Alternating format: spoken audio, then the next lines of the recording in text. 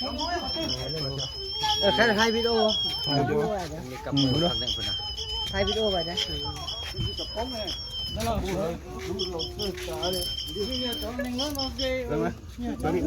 เดี๋ยวบ่ต้องเน่งบ่ต้องเน่งบ่ต้องเน่งบ่ต้องเน่งบ่ต้องเน่ง làm một món này chụp con trẻ bột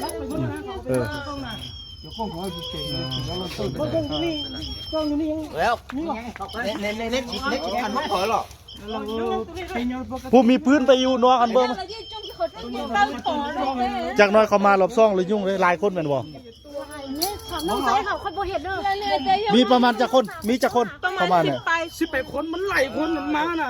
บ่ชื่อหน้าเต้ ก็ใส่หน้ากากหมดทุกคน เขาใส่หน้ากากหมดแล้ว ก็มาหอดเขาไม่เอาหนิ่งเลยนะเขาปืนเจาะหัวบ่ต้องหนิ่งนะหนิ่งแล้วก็ยิงเลยนะเขากันหนิ่งเลยนะ เมียมา มาใครตรงนี้ก็ โอ้เขาใส่กับมือเอาเนี่ยเลย ใคร